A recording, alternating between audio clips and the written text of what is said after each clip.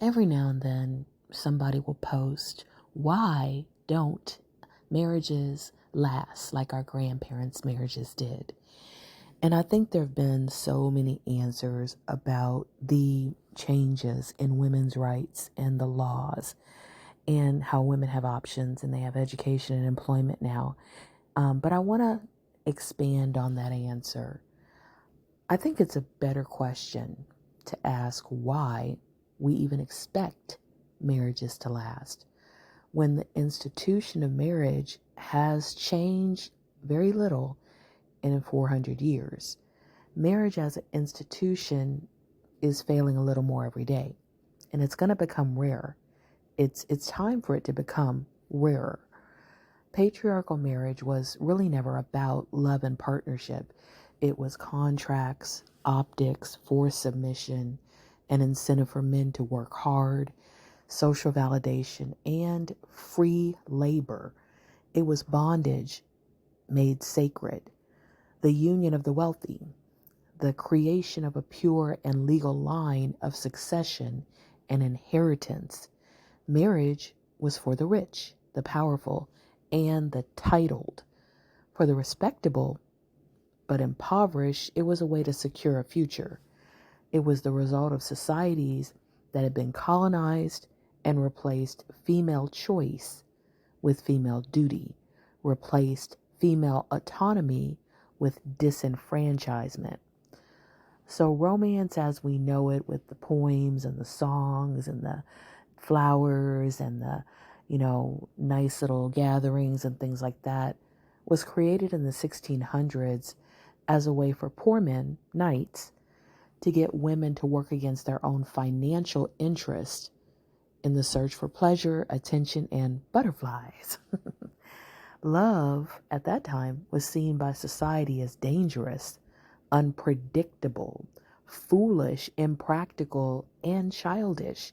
And this view of love permeates all through the 1600s, the 1700s, the 1800s, and the early 1900s into at least the 1940s and maybe the beginning of the 1950s. But then you see around the same time of the late 1800s, the 1900s, that female writers begin to emerge and they popularize the romance novel as a way to anesthetize, mollify, and grant hope to women languishing in loveless marriages, not of their choosing.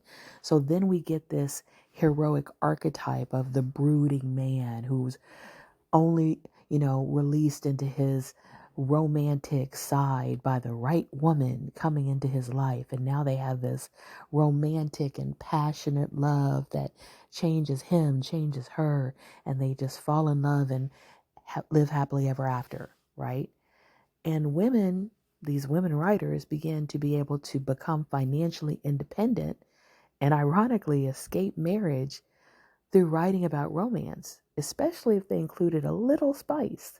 And these romance novels were actually considered very scandalous and something that respectable women shouldn't be reading, but they still proliferated and became very popular. So, quote, players learned certain lines and behaviors worked and impressed women and got them what they wanted, and romance grew.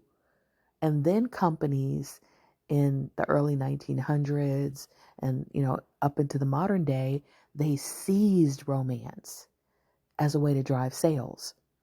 We've all heard that sex sells, and it's not just sex, it's romance. It's the fantasy of the happily ever after. And so we have the modern marriage industry being born with propaganda, with fairy tales, with rom-coms, with sitcoms, with ads, with clothing, jewelry, cosmetics, perfumes, surgery. We got venues, we got flowers, we got cakes, we got event organizers, we got all the stuff, bands, all of these things. Marriage became queen for a day. It became, what every little girl is looking forward to. It became when a woman's life could, quote, truly begin.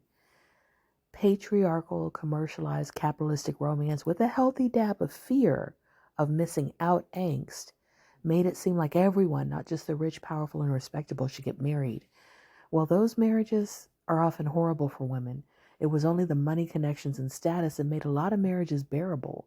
Without that, little is left after the honeymoon stage for a lot of women.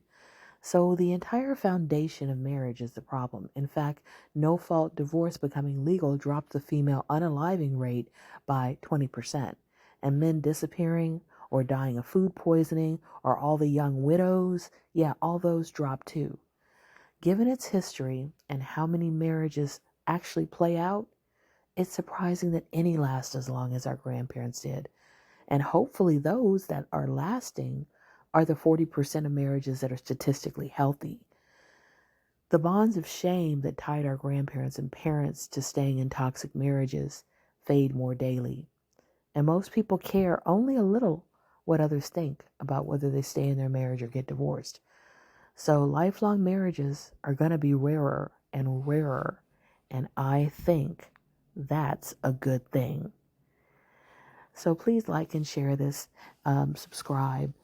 Check out my books on Amazon. I have 5 books on Amazon. I have 2 memoirs that are poetry and prose. I have a children's book. I have a planner. I have a guided journal. And check out the podcast Zenergy. Zennurgy. I am Zenashe, Zenase. And you can check me out on Amazon. And thanks so much for tuning in. And I'd love to read and hear your thoughts. Tell me what you think about marriage, about the state of marriage and where it's going. May you walk in Zenergy.